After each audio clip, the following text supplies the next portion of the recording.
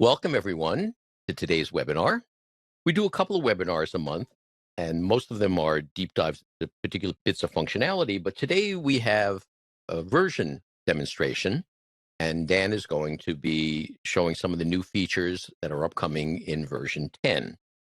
Before we do that, let me take care of a little bit of housekeeping. All the phones and microphones are muted, so questions should be entered into the chat window. And at the end of Dan's demo, we will revisit the chat window to see if there are any questions that were not already answered. And this is particularly useful for people that are watching a recording of this webinar. And all of the webinars and tutorials are recorded, and they are available if you go to the ClubExpress.com page, click on Cool Stuff, then click on the Webinars tab, and you'll see a list of the upcoming webinar schedule. For example, next week we're going to be doing a deep dive into the new page builder and versioning, and then a week after that we're going to be doing one on the new managing people. And there's also all the recorded webinars are here, and all the video tutorials are on the video tutorial tab. And all of our tutorials and webinars are actually stored on YouTube. So if you go to YouTube and are watching one of our videos, click on the subscribe button and optionally click on the notify bell, so that way you can be notified anytime there's new content. So I'm going to turn it over to Dan, who is going to talk about version 10. Hello, everyone. Thank you for joining us today. We're very, very excited to be showing you the features in ClubExpress version 10.0.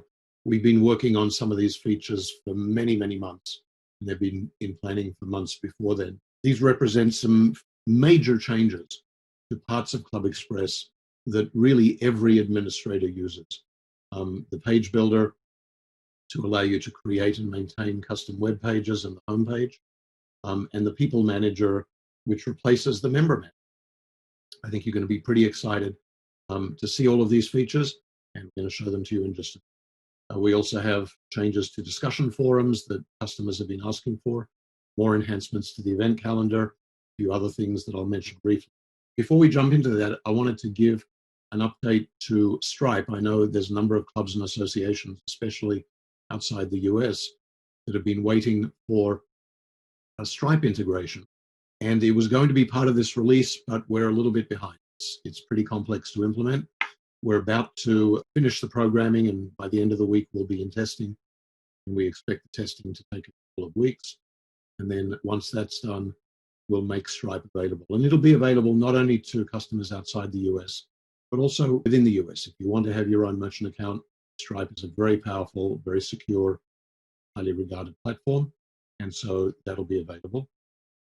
The other thing I wanted to mention is that as part of version 10.0, we've also deployed a number of new features for our aging in place village customers. We sent out an email on Monday night explaining those changes, and we won't be demoing those changes today. We'll be focused on the changes that apply to everyone. But tomorrow afternoon, through the Village to Village network, we have a webinar, and we'll be demoing the new features for aging villages. So let's move on to the page builder. As I said, the page builder is for custom web pages and the home page. It is row-based and cell-based. So those of you that are familiar with how the emailing works will be somewhat, starting off familiar with the page builder and a whole bunch of other stuff. And rather than just going through the slide, let's just jump in and have a look. So I'm sitting here in the custom page manager, which is very similar to the way it's always looked, but you will notice there's a couple of new icons here, which I'll explain in a moment. A little bit earlier, I created a new custom page the way we normally do. And so I have a new page right here, and I'm going to click the edit icon. And it takes us in to the new page builder. And we start out with a blank canvas and a widget on the side that allows you to control the different aspects of the page. Now, the page tools panel allows you to create a title for each version of the page that you create. Whenever you see one of these pull-out panels, you can close it by clicking the double arrow or by clicking the icon again. Let's start out with row templates. I can drag over a full width panel, and now we get a panel. In this case, there's no content yet. We'll talk about adding content in just a moment. I can also drag over a panel with 3 equally spaced columns. And you'll see a number of different combinations that are available. We also have some predefined combinations that allow you to create rows with columns, but those columns are already predefined with different kinds of content. So for example, I can drag over one of these, and now I get a row that has an image and also formatted text already predefined. Let's close this up. Let's have a look at these content areas. When I select a cell, I have the ability to then drop different kinds of widgets into that cell. So I could drop a text widget in here, and now I get the dialog that shows me the cell tools that are available for this kind of cell. In this case, it's a text cell, and I can insert plain text, formatted text for the advanced editor. We'll look at that. Let's go over to this cell here, and I could drag in a text over background, and I'd get the cell tools that are appropriate for text over background. So it allows me to add an image and then to insert text that floats over the top of the image. I also have the ability to change the element type at any moment. So if I click here, I get a drop-down list, and you can see all of the different elements that are available, and we can select those. Now, if you want to see the complete list of widgets, it's very similar to the widget list that we had in the old editor.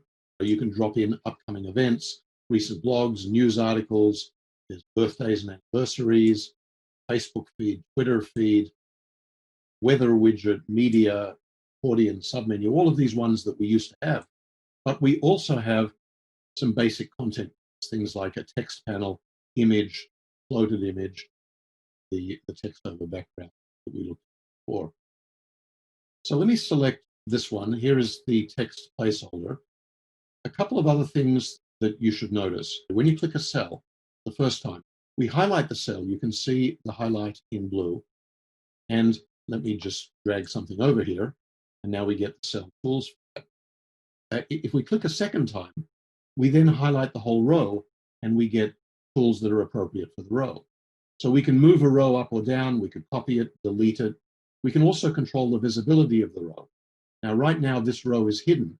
And you can tell that by looking at this little icon over here, which shows that it's hidden. When I select row visibility, I have the option to change the visibility of this row.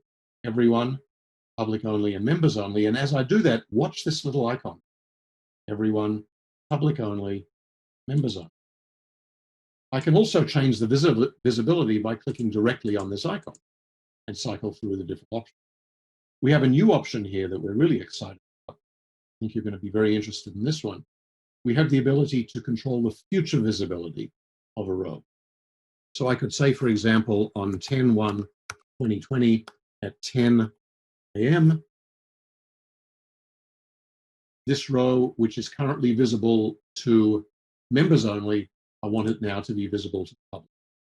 And what that means is that at 10 o'clock, if somebody views this page, this row would now be visible. So you could use this feature, for example, to have information about an upcoming event that's available to members only, but on the 1st of October at 10 a.m., that row now becomes visible to everyone.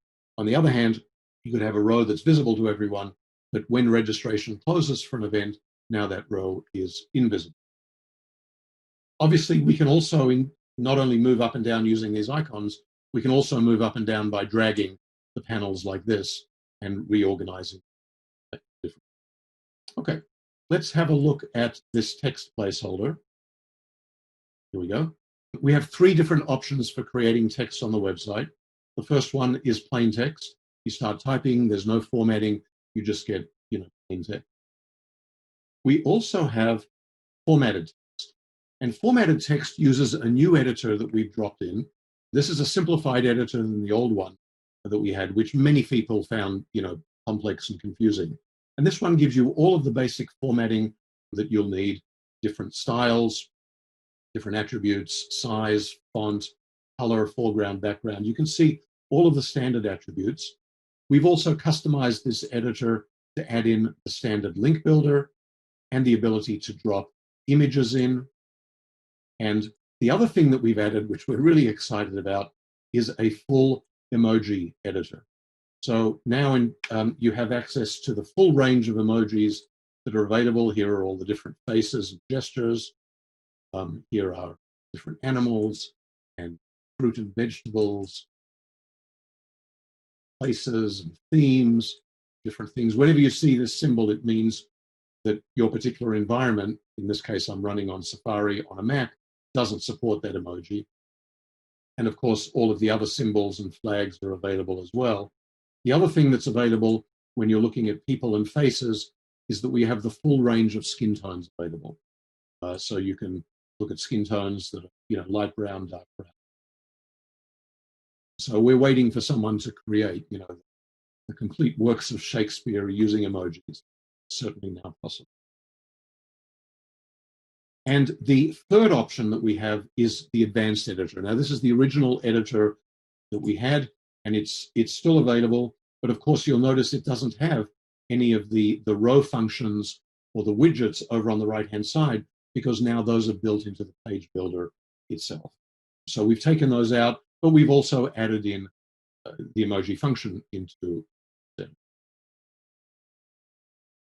And as you select the different types of widgets that are available and put them into cells, you'll notice that the title of the cell changes to tell you what's happening in that cell.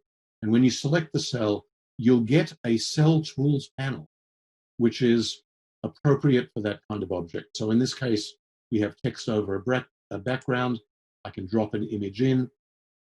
Let me select an image, and I'll click save. And then I'm going to insert some text over that image. Here is a cool balloon picture. I'll click save. And now I click apply changes, and we get the image, and we get the text floating over the top of it. We're really excited about the flexibility and the power this gives you to create cutting edge pages to represent the different programs, activities, the events, things that your clubs associate with. And we've tried to make the user interface intuitive and as simple as possible. You can see there's a very clear hierarchy here from page down to row, the tools for each row, the tools for each cell, and then the contents of each cell that you can place in. Now you'll notice up at the top here, we have a number of options. You can save and continue. We'll talk about versions in a moment. You can save and exit, and you can save and make active. So if you're working on a page and you're comfortable with that page, you want to make it the active version of that page, you click this icon, and we save it as a new version, and it also becomes the active version of that page.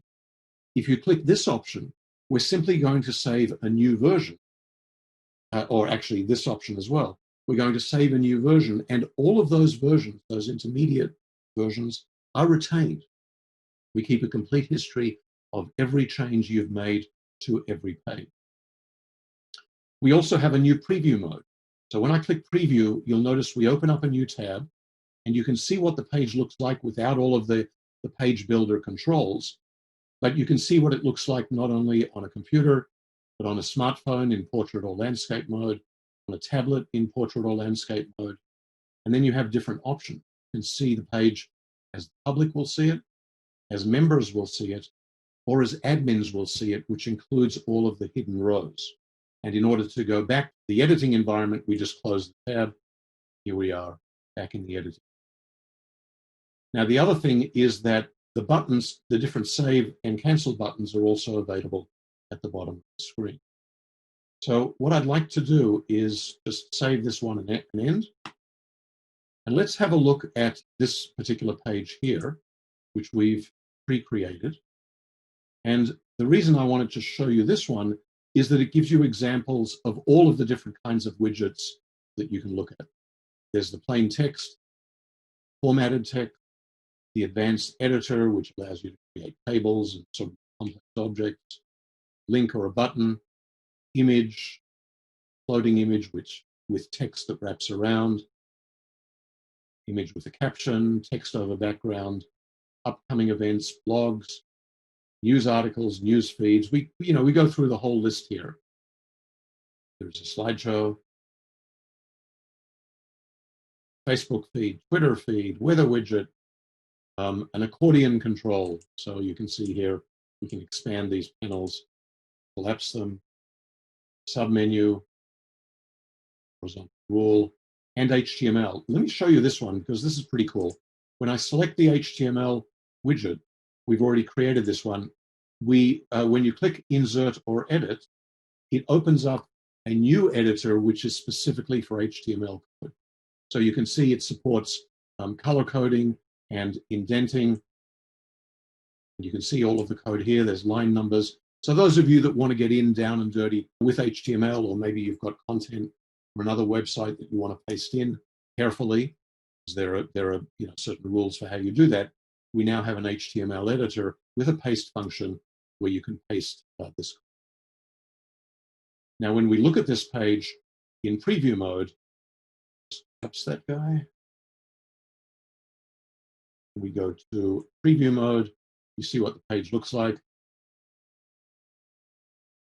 So here's all of the content that we created, again, without any of the formatting. Now, you probably wouldn't create a page that looks exactly like this, but here's how you can see exactly what it'll look like without any of the controls that are necessary for the page. Again, close that. So let me just cancel out of here. And when I'm looking at the custom page manager, there is a new icon here called the versions icon. And so if I click that, it takes me to a second page, and it allows me to see all of the different versions of this page that we've created. Now, usually there will be two and a maximum of two active versions. You've got one for a custom page, and you can also create one specifically for mobile devices if you want. If you don't want to do that, you don't have to. Here are previous versions that have been created. And of course, you can change the title either inside the page builder or by clicking the wrench icon.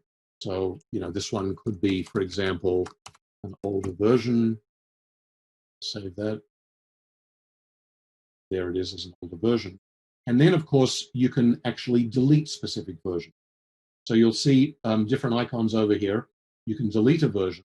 And when you delete a version, it does not go away immediately. It gets a status of deleted, and the date that it's going to be deleted is 30 days in the future. We will not delete them automatically and immediately. So we give you a chance to recover deleted versions within those 30 days if you find you need to get back to that content. It's quite likely that for a page that you're using actively and managing and maintaining, that you could have 30 or 40 versions here, as well as the active version or maybe two active. So we also give you the ability to delete older versions created before a certain date. So for example, if I specify 9/1/2020, then we will take all of the versions that were created prior to that date and we'll change them to deleted status. But again, they won't be deleted automatically. We retain them for 30 days to give you a chance to recover the content if you need to. Now, for any of these older versions, you can also make them into the active version or the active mobile version. You can view the page if you want. And there are shortcuts at the top here that allow you to edit the main version or edit the mobile version. Or, of course, you can click these icons on here.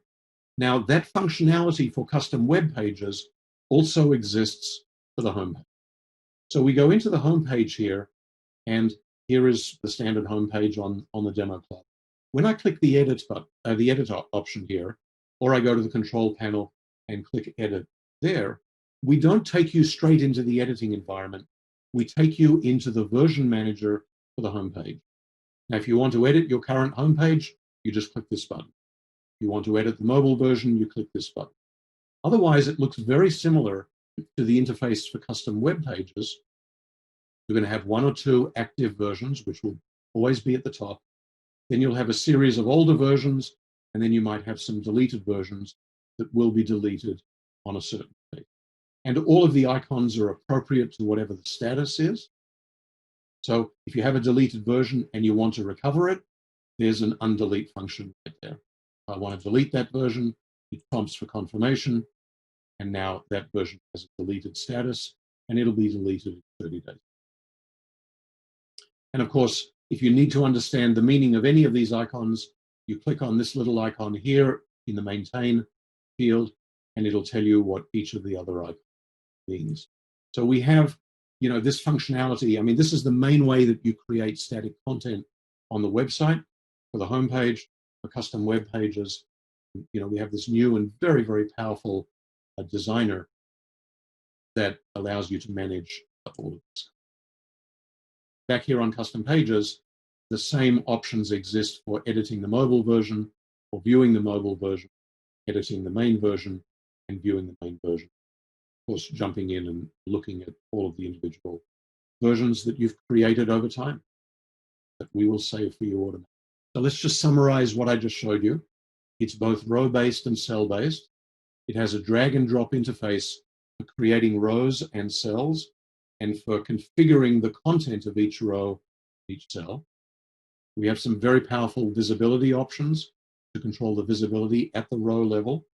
There's a new simplified editor for creating content, a new preview function, versioning, protection against deleting, content that you might want to retain, an updated user interface for the manager pages. And also, we have some video tutorials. And let me show you how to access those right now. So we go back to our main website. Now, the email that we sent out on Monday, when you click on the link in the email, or you click this snipe up here, it takes you to this page, which describes version 10. And if you go to the page builder and scroll down to the bottom of the page builder, you'll see links to these 3 videos, which are available on our YouTube channel. And they're available so that you can start to get more familiar with how the page builder works, and how versioning and the custom web page manager works, and the same for the home page. Alan has created these videos. They're really very comprehensive and very powerful, and they will give you a good overview of how this functionality works. And the other important thing that I wanted to point out, and many of you have asked for this in the past, not just to spring these new features on you, like, hey, Monday morning, here's a bunch of new stuff, get used to it. So instead, we decided to do the announcement, do the webinar, have the video tutorials, also the help system. Sam has been working on the help system, and all of those updates are in there. This functionality will be deployed next Monday morning on the 28th. And so there's lots of time for you to review the webinar, review the video tutorials. Monday morning, we switch over to this new user interface. Okay, so the people manager and the people lookup function. Let's just run through this. We are replacing the member manager, and I know many of you also use the member manager and the quick member lookup function and the non-member database. They are being replaced. So let's go in and have a look at those. I'm going to go to the control panel. I select the people tab and the people manager. And by the way, I'm running on a test website here. This is not production. This function is also not yet available. So when I click on people manager, again, we have our updated user interface. So you have the ability to hide or show the search panel. You can add a member, member options. There's the little drop down. If you're using the contact log function, it will also be on this list. Add non-member, and the non-member options as well also has its own drop-down menu. So in the search panel, we start out with a very similar default that we've had with the member manager, where you're basically searching for active or expired members by last name. Now you'll notice here that you can search for members or non-members or both. So for example, if you're interested in finding all of those people who were in the non-member database who then became members because you want to remove the duplicates and merge them together, you could do a both search and you'd find them together. The other thing that's interesting about this is that you can add as many filters as you want just by clicking this button. And you add more and more filters, and we'll assign the contents of those filters by default, but you can change them to anything you want. And on top of that, we have a whole bunch of new options. So let's have a look at that. when you create, actually, I tell you what, let me close this. I'll close these down and let's just have a look. Well, let's do a search, get some content here. Let's change this filter. So the ones that we had before, last name, first name, address, city, country, state, member number, those are, all the same that we've had before. Member type, member level, category. We always had those in the past. In this case, metro area is grayed out because this particular club doesn't have any metro areas defined. Status is grayed out because we're already searching by status. We have a whole bunch of new options. You can search by interest group. And not just one interest group, you can search by 2 different interest groups. You can search by committee.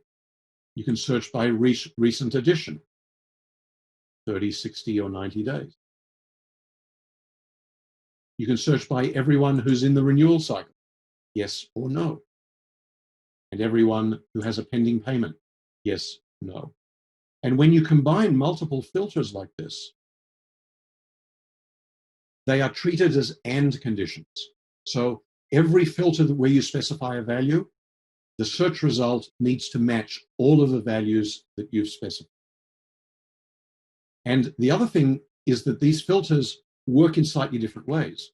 So for example, if I do an email filter, I could type in Gmail and it will find everybody that's using Gmail because it's in the middle of their email address.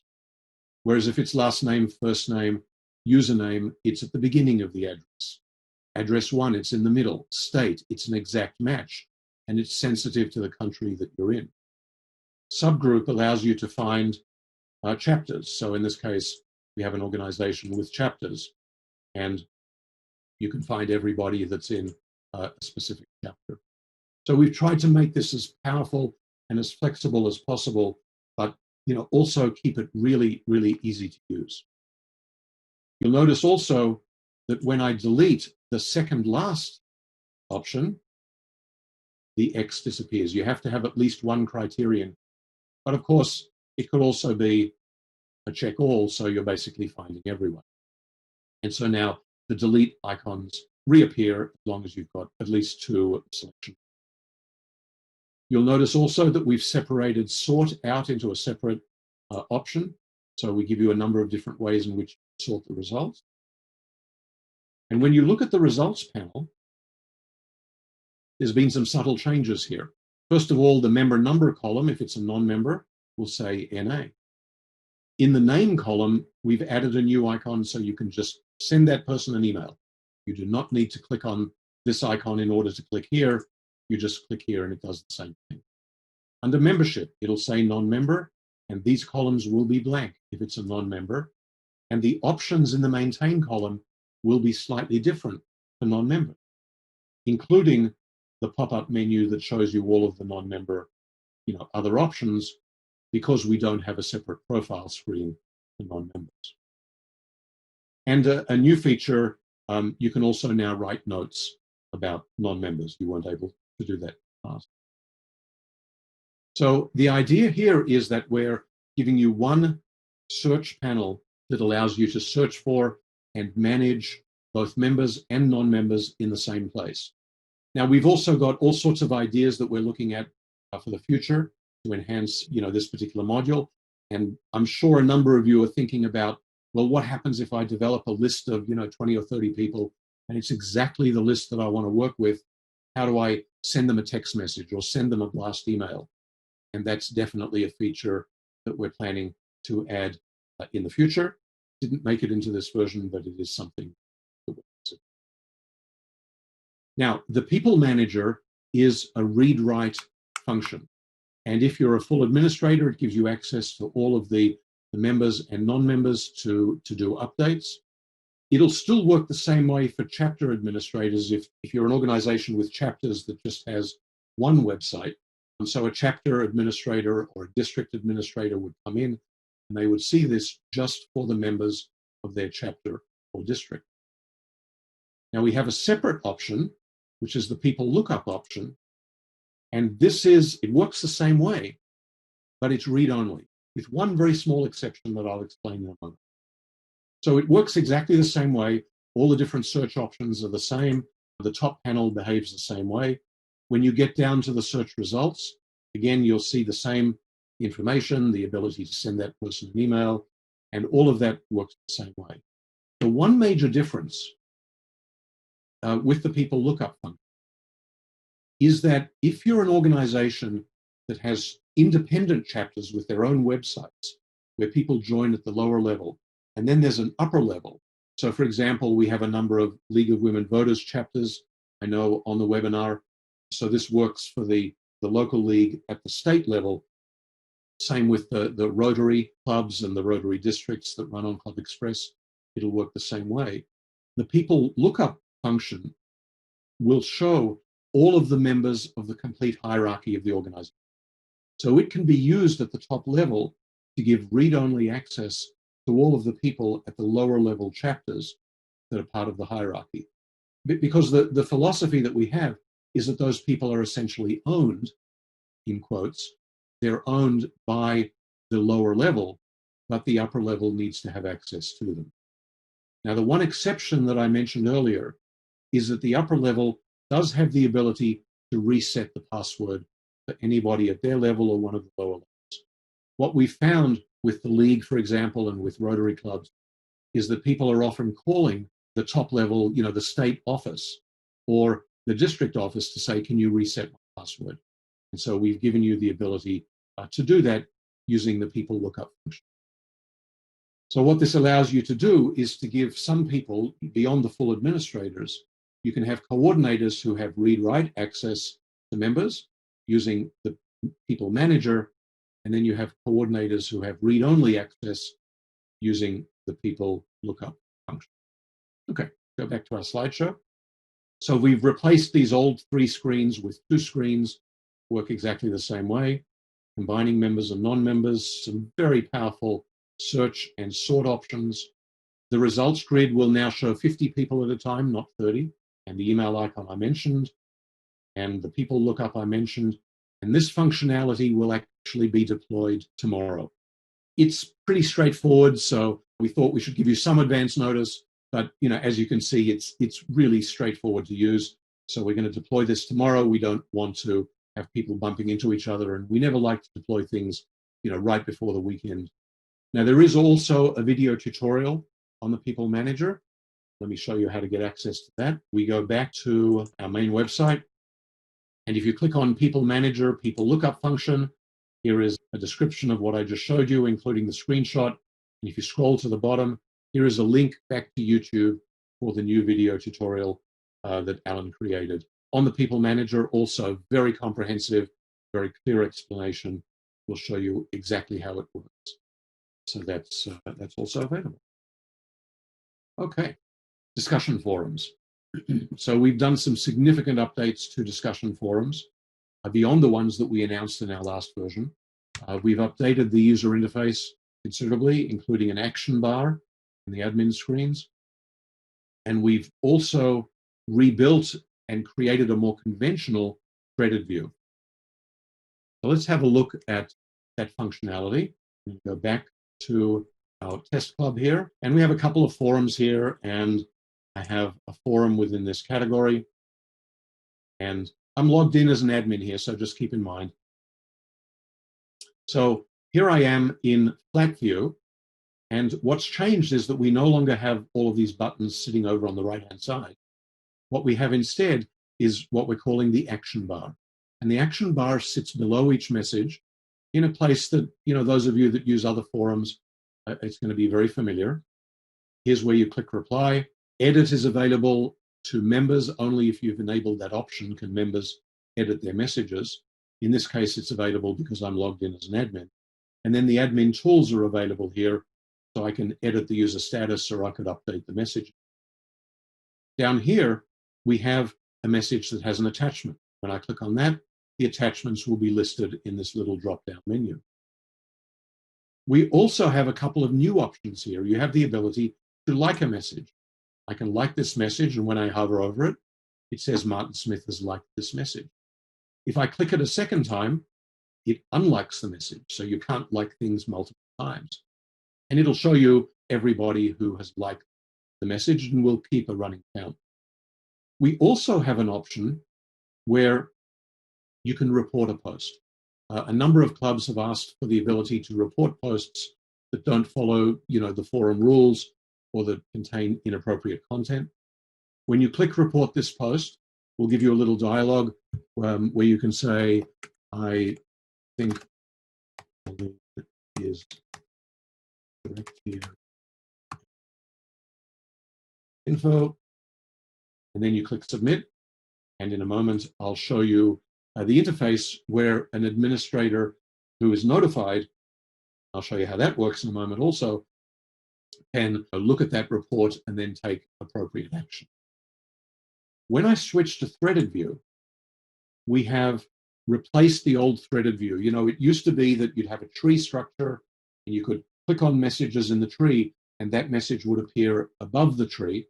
And you probably can't see it, but I'm sitting here waving my hands, then realizing, of course, that you can see that. So we've replaced that again with a more conventional threaded view. Every thread starts with an initial message, and that message will be at what we're calling station 0. The first set of replies to that message will also be at station 0. So when you see a message below the first one, you'll know that that's a reply. Beyond that, we will indent those messages up to 3 levels deep. And you'll see all of the messages and you'll see the indents. And so it's a much more traditional threaded view.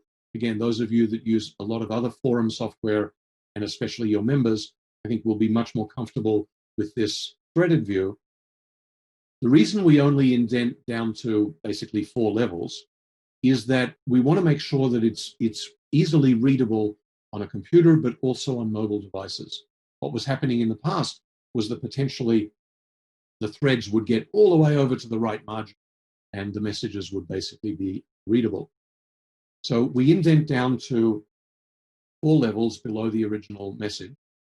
And then you can certainly have replies to replies to replies below that, but they will all be indented at that same 4th level in order to maintain readability. We spent a lot of time studying other forum software, and this is a solution that another, there's huge discussions that go on the internet about the best ways to do this. This is the solution that a number of other threaded forum vendors come up with, and so we felt that this was the best compromise, to implement. Now, when I go back to the main forums page, you'll notice I have a little link here now that says inappropriate messages have been reported. And I see this because I'm an administrator. When I click on this option, I get a screen with a search panel. You could have a lot of messages in this list, especially if you have a very active forum. And so you can filter in different ways. And so we see Colleen's message here, and we have a number of options that are available. I can approve the message, I can delete it, I can edit the content of the message, I can edit that member's forum status. So I could say, well, Colleen, she's not really following the rules, so I'm going to moderate her messages, or I'm going to ban her. And I can even go one step further and actually freeze a member completely. They're really not following the rules or doing something. So we have the ability to respond to these reports that are being made. And let's look at one other thing here. When I click on edit to go to the forums, all of the forum admin screens have been updated with the new user interface. And if I click on configure forum defaults, there is a new option here. Oh, maybe it's on each forum, sorry. So if I edit the properties of each forum, here we are, notify of reported messages. When I click yes, we have a new user interface here. And what will be listed here are the moderators of that forum, anybody that's a coordinator of the whole forums module, and anybody that's a full administrator for your whole website. And you then pick the people that you want to be notified. You can move 1 or 2 or 3 people, however many people you need from this list. You move them over, and when we notify that a report has been made, these are the people that we will notify. And so that's done on a forum by forum basis, because for different forums, you might want to notify different people. All right, a couple of other things that we've added. For admins now, we will highlight threads and messages that are being moderated, so you can see that immediately. When you do a search, in the search results, we're going to highlight those search results as well. So let's have a quick look at that. When I go to forums, I'll go back to basket case, crazy for baskets. When I do a search for basket, it jumps over to the search panel.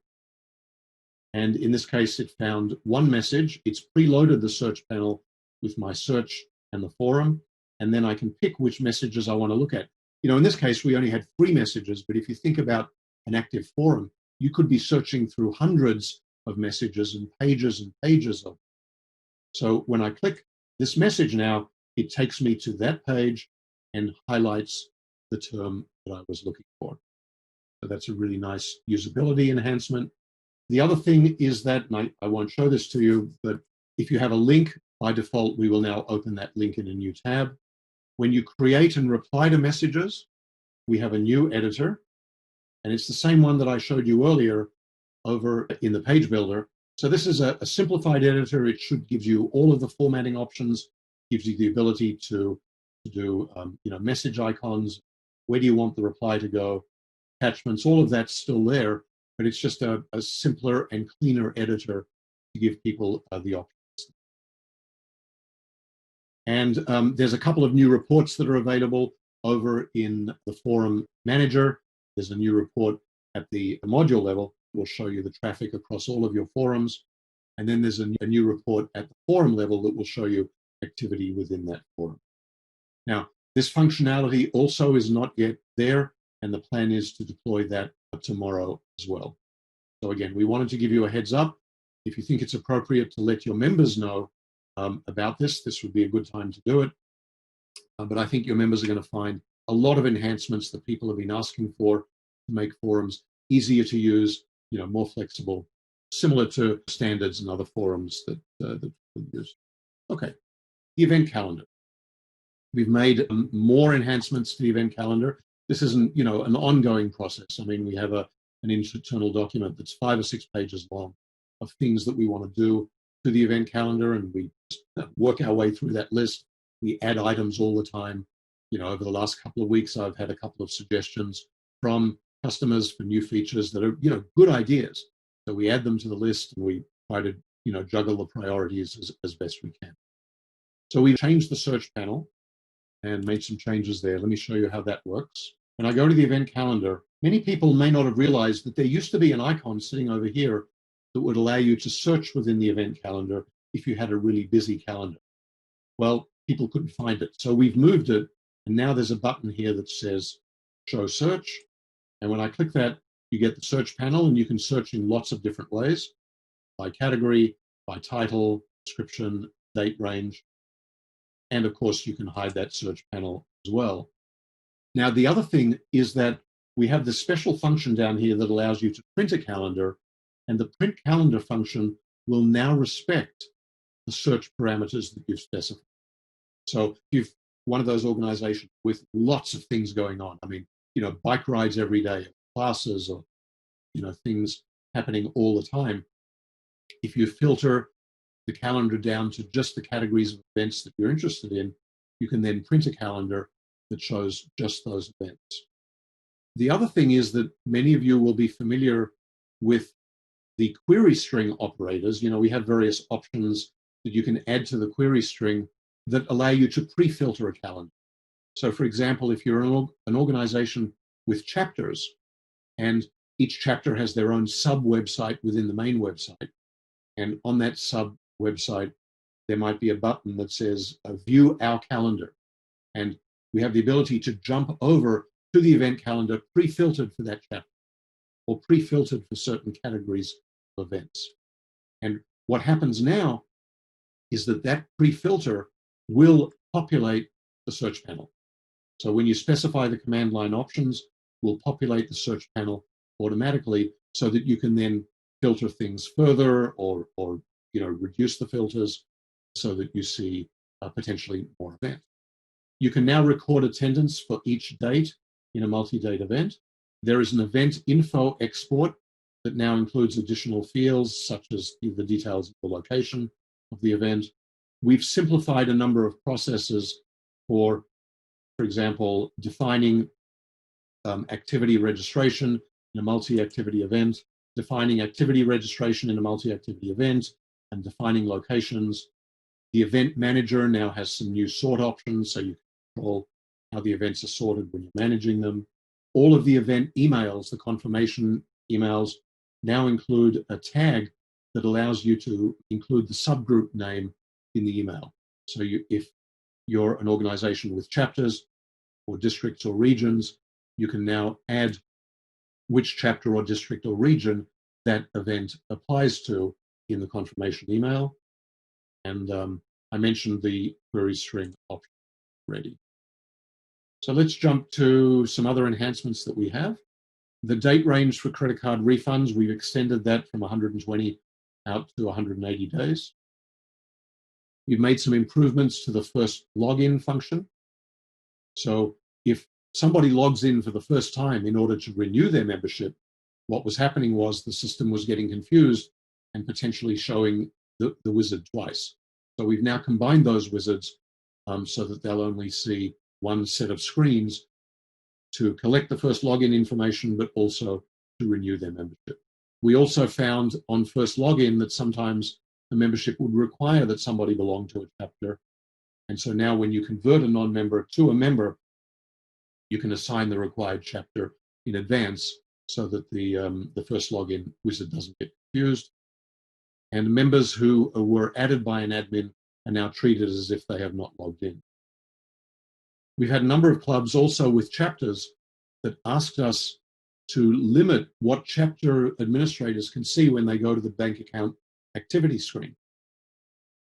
So you now have the ability to assign a subgroup to a bank account that's only used for the bank account activity screen. When a subgroup admin goes, they will only see the bank accounts that relate to their subgroup. So if it's someone at the lowest level, a chapter, they'll see that bank account. If it's someone at the district level, they might see the bank accounts for the district, but also the chapters below that district. We've now given you the ability to renew SSL certificates for up to 5 years. Now, it's important to mention that Google and Apple have forced some new standards on the internet. They will only respect SSL certificates that have been issued, and this is an interesting little number here, that have been issued that expire 398 days in the future. And when you think about it, 398 days is 1 year plus 1 month plus 1 day. So we've been working with our vendor, and basically we can issue a certificate for 5 years, but the actual certificate will start out being for 1 year, and then it'll be renewed automatically up to the limit that you purchased, 1, 2, 3, 4, or 5 years. And then if you've set up auto renewal, then when it comes time to renew and pay, we'll charge you automatically, and then the process will continue. And of course, there are discounts for renewing certificates for 2, 3, 4, or 5. We've made a number of improvements to support for QuickBooks Online. The interface with QuickBooks and the way QuickBooks Online treats different kinds of transactions and payments is incredibly complicated. A lot of customers were having problems getting everything correct and configured correctly in order to make those interactions, the automatic transfers with QuickBooks work properly. So we've made a number of improvements to add new error checking, new reports, new information on screens, even a new error screen that allows you to see what the errors are and to more easily correct them. The goal basically is to make using the interface with QuickBooks Online as simplified as possible. And there's one final change that actually hasn't been deployed yet. It'll be in the next couple of days.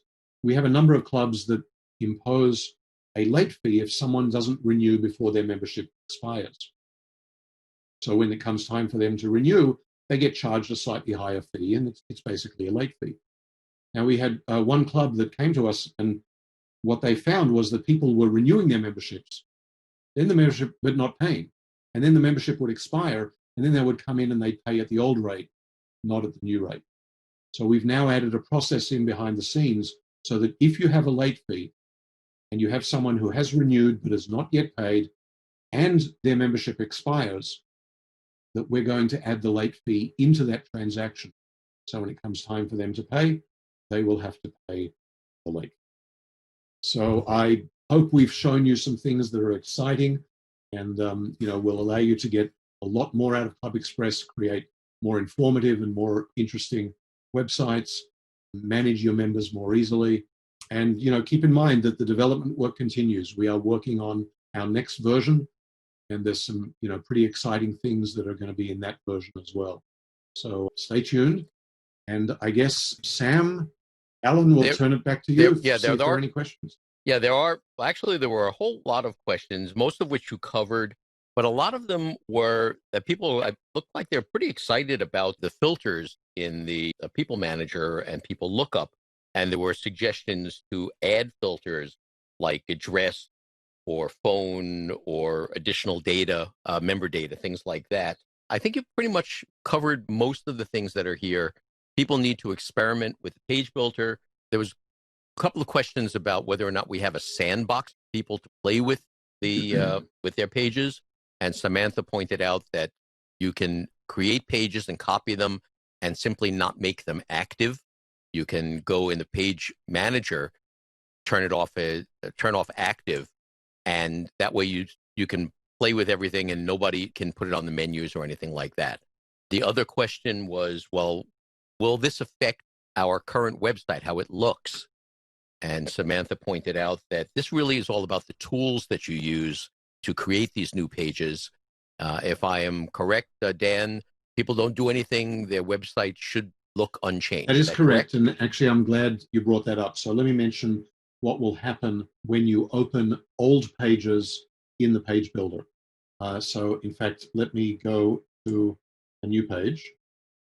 If you open an existing page in the page builder, what you're going to end up with is it'll open in the original editor as before, but the whole page will be in one editor session. So if you really want to get the benefits in one editor row, if you really want to get the benefits of the page builder, it's probably a good idea over time to take your pages and start reorganizing them using the page builder and moving that content from one giant row of formatted of advanced editor text into separate rows that you can manage and get all of the benefits of the page builder. And certainly all new pages that you create will be done in the new environment. Dan, can you give the 30-second elevator explanation to what Stripe is? Stripe is a credit card merchant processor. It's a way of processing credit cards. Right now, for those who, many of you use the built-in merchant account within ClubExpress, where we process the cards for you. The funds flow through us, and then we deposit them in your bank account every 10 days. And we also have the ability to split that money up into different banks. But certainly outside the US, you have to have your own merchant processor. And even within the US, we have some customers that don't need the ability to split things up into multiple bank accounts. And they also want to get their money immediately rather than having to wait 10 days. And so you can set up your own merchant processor. In the past, we used a company called eOnline Data, and they used a company called Authorize.net as the payment gateway. We're switching to Stripe as a new merchant processor. They've been around for many years, very highly respected.